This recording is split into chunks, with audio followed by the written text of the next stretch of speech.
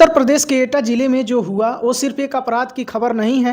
ये उस टूटते हुए इंसान की कहानी है जो हालात से लड़ नहीं पाया और गुस्से में वो कर बैठा जिसकी कोई माफ़ी नहीं हो सकती।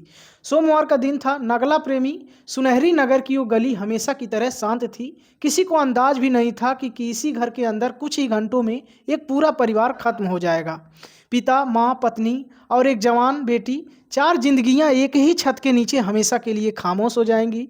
इस घर में रहने वाला कमल सिंह साग के बाहर से बिल्कुल सामान्य दिखता था। न कोई आपराधिक इतिहास, न किसी से दुश्मनी, लेकिन घर के अंदर हालात धीरे धीरे उसे अंदर से तोड़ रहे थे।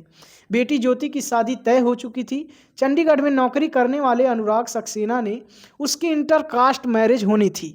तारीख भी तय थी 11 फरवरी। लेकिन एक सवाल हर दिन कमल सिंह के सामने खड़ा हो जाता था कि 4 लाख रुपए कहाँ से आएंगे। यही सवाल घर में तनाव बन गया।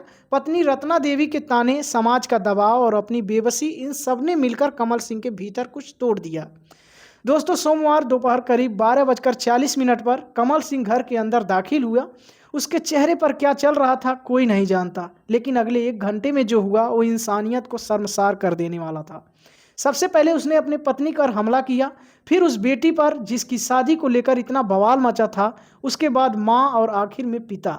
ईंट से कुचलकर बेहद बेरहमी से हत्या कर दी। 3 लोगों की मौके पर ही मौत हो गई। माँ को गंभीर हालत में अस्पताल ले जाया गया, लेकिन उन्होंने भी दम तोड़ दिया। चारों जिंदगियां खत्म और घर में सिर्फ खून और सन्नाटा बचा। हत्या के बाद कमल सिंह ने घर धोया, खून के निशान मिटाने की कोशिश की। वो खुद भी अपनी ज़िंदगी खत्म करना चाहता था, लेकिन तभी फ़ोन बजा बड़ी बेटी लक्ष्मी का, और शायद यही उसकी कहानी का अगला मोड़ शुरू हुआ। पुलिस के लिए एक केस चुनौती था, लेकिन सीसीटीवी कैमरों ने सच्चाई बयां कर दी।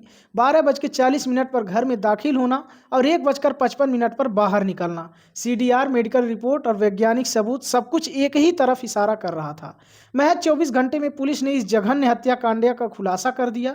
खुद कमल सिंह ने अपनी गुनाह कबूल किया। ये कहानी सिर्फ एक हत्या की नहीं है, एक कहानी है उस दबाव की जो धीरे धीरे इंसान को हैवान बना देती है। पैसों को मजबूरी, सामाजिक ताने और मानसिक तनाव, अगर समय रहते इन पर बात न की जाए तो अंजाम कितना भयानक हो सकता है। एटा की यह घटना उसकी सबसे डरावनी मिसाल है। कानून अब अपना काम करेगा, लेकिन सवाल हम सब से है, क्या हम अपने आसपास टूटते इंसानों की आवाज़ सुन पा रहे हैं या अगली खबर का इंतजार कर रहे हैं।